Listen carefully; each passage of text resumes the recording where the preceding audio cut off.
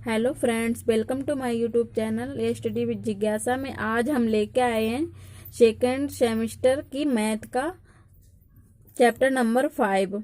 Chapter number 5 में 3 अंकों तक की संख्याओं का लघुत्तम समावर्त एवं महत्तम समावर्तक के बारे में आज हम बताएंगे। तो सबसे पहले हम जान लेते हैं कि अभाज्य संख्याएं क्या होती हैं। ऐसी संख्याएं जो केवल एक और स्वयं से पूरी विभाजित होती हैं अभाज्य संख्याएं कहलाती हैं। एग्जाम्पल में 3, 11 और 19। तो देख लेते हैं 3 को हम जब 3 से डिवाइड करेंगे तो 3 बन जा 3 एक बार जाएगा, और जब हम 3 को 1 से डिवाइड करेंगे तो 3 बार जाएगा। तो जो संख्याएं एक और स्वयं से पूरी विभाजित होती हैं तो उन्हें हम अभाज्य संख्याएं कहते हैं। ऐसे 11 का भी हो जाएगा। 11 में हम जब 11 से डिवाइड करेंगे तो एक बार जाएगा, और 11 को जब हम 1 से डिवाइड करेंगे तो 11 बार जाएगा। तो जो संख्या एक और स्वयं से पूरी विभाजित हो जाती है तो उन्हें हम अभाज्य संख्याएं कहते हैं। और भाज्य संख्याएं ऐसी संख्याएं जो केवल एक और स्वयं के अतिरिक्त अन्य संख्याओं से भी विभाजित होती हैं भाज्य संख्याएं कहलाती हैं। भाज्य संख्याएं कहलाती हैं। तो सबसे पहले एग्जाम्पल में 4 है। 4 को जब हम 4 से डिवाइड करेंगे तो 1 बार जाएगा। 4 को हम जब 1 से डिवाइड करेंगे तो 4 बार जाएगा, और 4 को जब हम 2 से डिवाइड करेंगे तो 2 बार जाएगा। तो जो संख्या एक और स्वयं के अतिरिक्त अन्य किसी संख्या से विभाजित होती है तो उसे हम अभाज्य संख्याएं कहते हैं। तो उसे भाज्य संख्याएं कहते हैं। ऐसे 6, 8 का भी हो जाएगा। संख्या एक ना तो भाज्य और ना अभाज्य है। तो सबसे छोटी अभाज्य संख्या 2 होती है। सबसे छोटी अभाज्य संख्या 2 होती है। अब हम जान लेते हैं लघुत्तम समावर्त किसे कहते हैं। लघुत्तम समापवर्त तो वह छोटी से छोटी संख्या या बीजीय अक्षर व व्यंजक जो 2 या 2 से अधिक दी हुई संख्याओं, बीजीय अक्षरों व व्यंजकों में से प्रत्येक के द्वारा पूर्णतः विभाजित हो तो उसे लघुत्तम समावर्त कहते हैं। उसे लघुत्तम समापवर्त कहते हैं। लघुत्तम समावर्त कहते हैं। लघुत्तम समावर्त निकालने की 2 विधियां हैं। लघुत्तम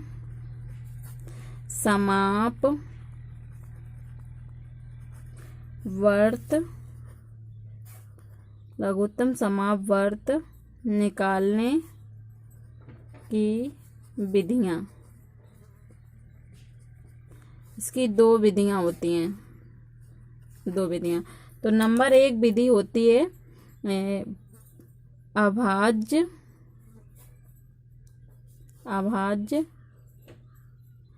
गुणनखंड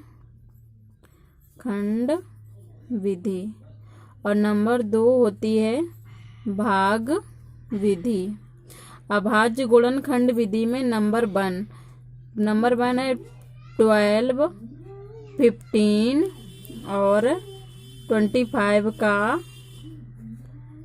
लासापा गुणनखंड विधि से गुणनखंड यहाँ पे गा है गुणनखंड विधि से ज्ञात करना। ये गुणनखंड विधि से है। गुणनखंड विधि। तो इसमें देखो गुणनखंड विधि से ज्ञात करने के लिए हम सबसे पहले 12, 15 और 25 का अभाज्य गुणनखंड ज्ञात करते हैं।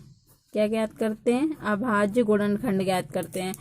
तो सबसे पहले हम इसे 2 से डिवाइड करेंगे। सबसे छोटी संख्या से भाग देंगे। तो 2 छंग 12, 2 6 और 3 एकन 3, और इसे कर लेते हैं, ये 2 से जाएगा नहीं तो 3 से डिवाइड करेंगे, 3 पचे 15, 5 एकन 5 और ये 5m 25 हो जाएगा, 5 एकन 5 हो जाएगा।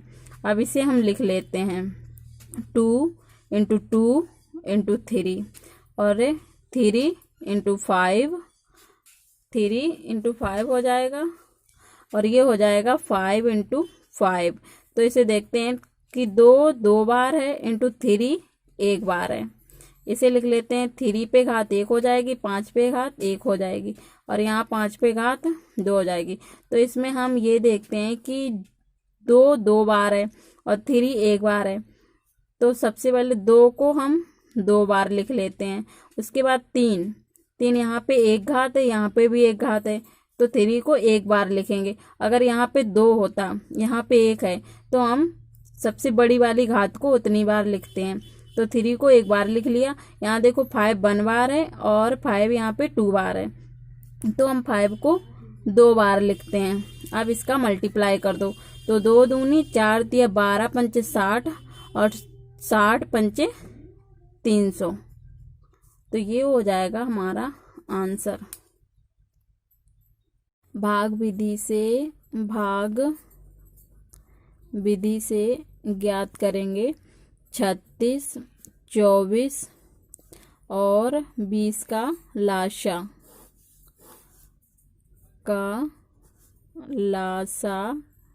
ज्ञात करेंगे। तो देखो इसमें हम 2 से डिवाइड करते हैं। सबसे पहले छोटी संख्या से डिवाइड करते हैं। 2 एकन 2 बचा 1, 2 रुट 16, 2 एकन 2, 2 दूनी 4, 2 एकन 2 1 0, 2 नेम 18, 2 छंग 12 और 2 पंचे 10। अब यहाँ पे हम 2 से डिवाइड करेंगे। 9 में भाग जाएगा नहीं पूरा पूरा तो इसको 9 को ऐसे ही उतार लेते हैं। 2 3 6 हो जाएगा और 5 5 ऐसे ही उतार लेते हैं। अब 3 से देते हैं, 3 3 का 9 हो जाएगा, 3 एकन 3 और 5 को ऐसे ही उतार लेते हैं। अब यहाँ पे 3 से देते हैं, 3 एकन 3 1 और 5 ऐसे उतार लेते हैं। अब 5 से देते हैं तो 1 1 और 1 हो जाएगा, 5 एकन 5 हो जाएगा। अब इसमें हम मल्टीप्लाई कर देते हैं 2 इंटू 2 इंटू 3 इंटू 3 इंटू 5। अब इसका जब हम मल्टीप्लाई करेंगे तो हो जाएगा 360। यही हमारा आंसर हो जाएगा।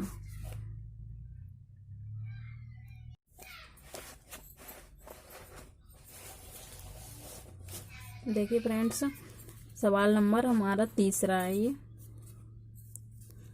सवाल नंबर 3 देखिए, वह छोटी से छोटी संख्या ज्ञात करो जिसे 15, 18, 48 से भाग देने पर प्रत्येक दशा में 3 शेष बचे। तो सबसे पहले इसमें हम क्या करते हैं, वह छोटी से छोटी संख्या, जिसमें जो छोटी से छोटी संख्या पूछी जाए तो वहाँ पर हम लासा निकालते हैं और जहाँ पर बड़ी से बड़ी संख्या पूछी जाए वहाँ पर हम मासा निकालते हैं।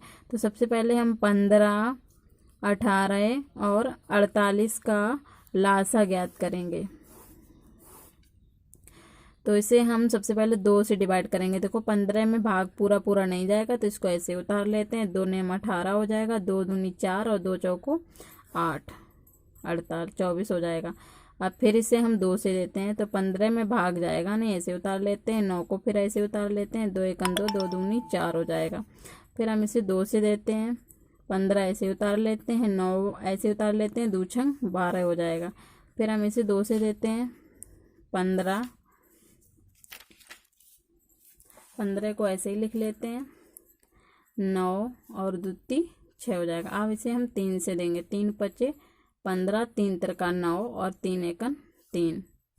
फिर हम इसे 3 से देंगे, 5 को ऐसे ही उतार लेंगे। 3 एकन 3। अब ये 5 से जाएगा, 5 1 1। तो देखो इसको हम क्या करते हैं, सबसे पहले इसको हम ऐसे लिख लेते हैं 2 into 2 into 2 into 2 into 3 into 3 और इंटू 5। अब इसको मल्टीप्लाई करते हैं तो कितना आएगा, मल्टीप्लाई करने से 720 आएगा। 2 दूनी 4, दूनी 8, दूनी 16, 16 पन 80 और 80 गुणे 9 कर दो, 0 की 0, 9 72, 720 हो जाएगा। और इसमें पूछा क्या गया है, प्रत्येक दशा में 3 शेष बचे। तो इसमें हम क्या करेंगे, 3 जोड़ देंगे। तो कितना हो जाएगा, 723 हो जाएगा। अब यही हमारा आंसर हो जाएगा। 723 में जब हम 15 से डिवाइड करेंगे तो भी 3 शेष बचेगा, और जब 18 से भाग देंगे तो भी 3 शेष बचेगा। तो यही इसमें पूछा गया था। 2 में महत्तम समापवर्तक ज्ञात करना। तो महत्तम समापवर्तक ज्ञात करने की भी 2 विधियां होती हैं। नंबर 1 होती है गुणनखंड विधि, गुणनखंड विधि, और नंबर 2 होती है भाग विधि, नंबर 2 होती है भाग विधि। तो गुणनखंड विधि में हम सबसे पहला सवाल है हमारा 24, 40 और 64 का मासा गुणनखंड विधि से ज्ञात करना। गुणनखंड विधि से ज्ञात करना। तो इसमें भी हम ऐसे अभाज्य गुणनखंड ज्ञात करते हैं। 24 के और 40 के और 64 के अभाज्य गुणनखंड ज्ञात करेंगे। तो सबसे पहले हम 24 के ज्ञात कर लेते हैं। तो 2 एकन 2, 2 दूनी 4, 2 छंग 12 और 2 ती 6, 3 एकन 3 हो जाएगा। इसे ज्ञात कर लेते हैं। 2 दूनी 4, 2 एकन 2, 1 0, 2 पंचे 10 और 5 एकन 5 हो जाएगा। अब 64 के कर लेते हैं। तो 2 ती 6, 2 दूनी 4, 2 एकन 2 बचा 1, 2 छंग 12, 2 रुवट 16, 2 चौको 8, 2 दूनी 4 और 2 एकन 2 हो जाएगा। अब इसमें देखो हम क्या करते हैं, सबसे पहले 2 इंटू 2 इंटू 2 इंटू 3 लिखते हैं।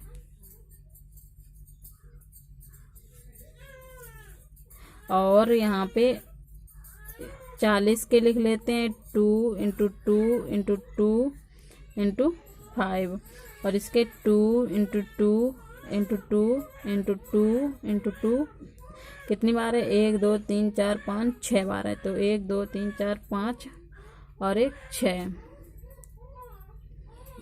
6 बार हो गया। अब हम इसमें क्या करते हैं, इसमें देखो महत्तम समापवर्तक में तीनों में जो मिलते हैं उनके जोड़े बनाते हैं।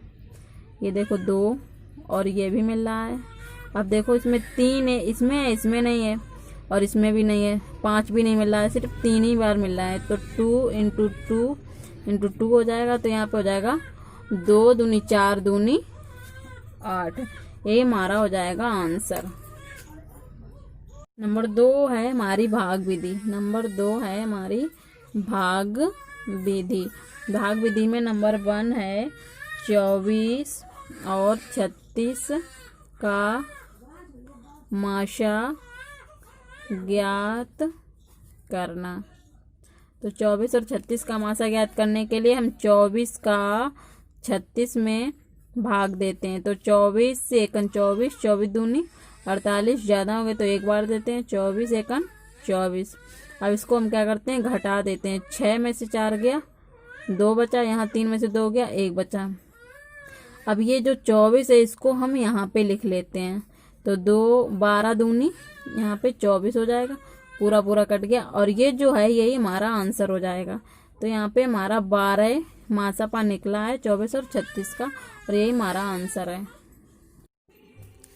चलिए फ्रेंड्स, तो आज हम इतना ही रखते हैं। इसका पार्ट नंबर 2 हम कल लेके आएंगे। और अगर अभी तक आपने मेरे चैनल को सब्सक्राइब नहीं किया है तो प्लीज़ हिस्ट्री जिज्ञासा को सब्सक्राइब करें और बेल आइकन को भी प्रेस करें। Thanks for watching. Bye bye.